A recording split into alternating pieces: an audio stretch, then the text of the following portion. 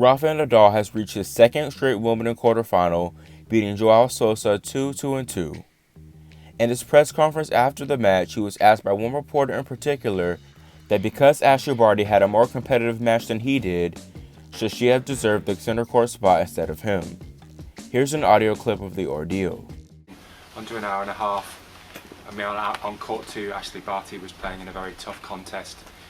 Do you think there was an argument for her game being on the centre court today? Sorry, can you repeat that? Yes, Ashleigh Barty's game today, was on court 2. She's the world number 1. She was knocked out. Your game was over in under an hour and a half. Do you think there was an argument that Barty's game should have been on centre court? But we can predict the future or not? She is the world number 1. I am the world number 2 and I won 18 Grand Slams. So no. My answer is not no or yes. My answer is they make a decision, but you are putting Ashleigh Barty in front of me. For me, both decisions are good, but in the world of tennis today, honestly, my feeling is today I am a little bit more than Ashleigh Barty, even if Ashleigh Barty is the first player of the world and he already won in the French Open and she's playing unbelievable good. But we can create polemics every single day about decisions that they have to take. But at the end of the day, they have to make a decision. A day like today, everybody's playing. Of course, Djokovic is not playing in the center court. For me, the first day I have been playing in the court 1. I played in the Susan Lenglen in Roland Garros, if I'm not wrong, in the second round. So every day is a decision. So we cannot create polemics about that. Court number 2, okay, they have to make decisions. Today, probably they decided that, and they have another girls playing on the center court now. After Nadal's presser, the Aussie media was absolutely hot and felt like he disrespected Barty. One Australian-based news site, New Idea, made an article about the situation with the title being "Tennis Great Rafael Nadal Lashes Out at Ash Barty." I don't know if they heard the same clip that we did, but Rafa was definitely not lashing out at anyone. He simply defended his right to play in center court by listing his accolades, and quite frankly, that question should have never been asked in the first place. You're basically telling someone you shouldn't be in a higher place that you're in. That in itself is disrespectful. However, the Aussie media continued to turn on Rafa with the trashiest one of all, the Herald Sun, adding fuel to the fire. The Aussie media has also caused unnecessary problems for another tennis great, Serena Williams. In her pre-tournament press conference for Wimbledon, Serena was asked about Ash Barty becoming the new world number 1. Serena was initially shocked by this because she didn't know of Barty being number 1, but continued to say nothing but nice things about the 23-year-old.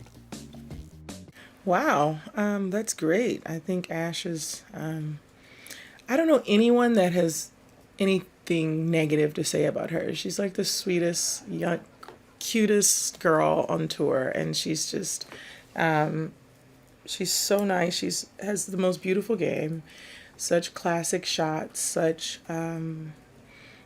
she does everything right. You know, her technique is like flawless, so,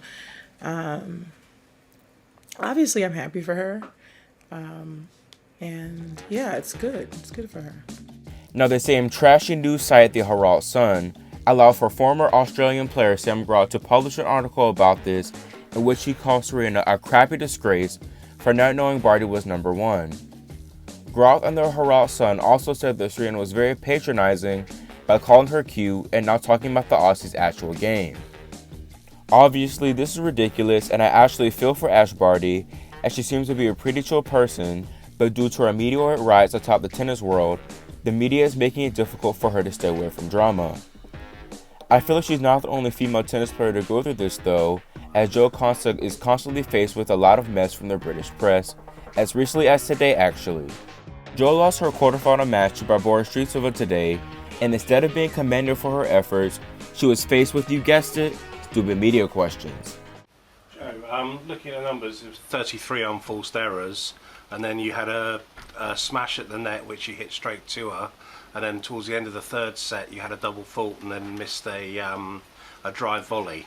Do you not have to look at yourself a little bit about how you cope with these big points, because it's all very well saying it's a lot to do with your opponent, but there were key points when you perhaps could have done better.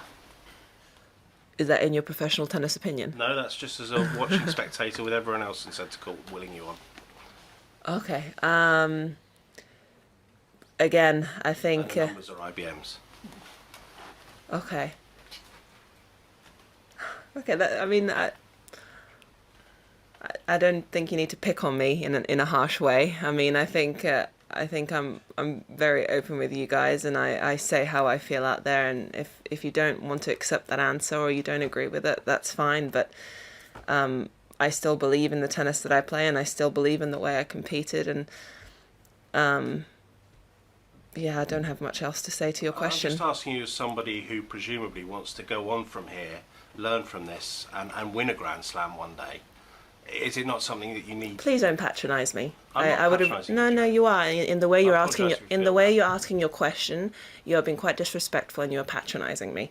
I'm a professional competitor who did her best today, and that's all there is to that. Let's move on to the next question, please. Just behind.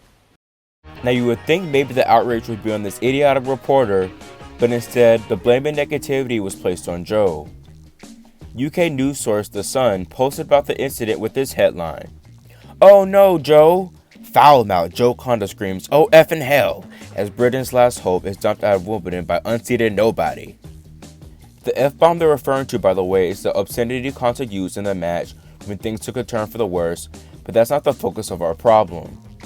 The Sun used foul mouth, Britain's last hope, dump, to refer to their number one's latest player and called her Victor Barbora Strycova an unseeded nobody. The reason for me using these various articles is to prove a point. Both Joe Konta and Ashleigh Barty are two kind and drama-free people, and their own media is using their increased performances to start drama when there is none. Don't even get me started if they happen to, lose. That constant pressure of trying not to disappoint millions is difficult enough, and these players don't need their own country people making things even harder. So to close the video out, national media sites, please be nice to your nice players.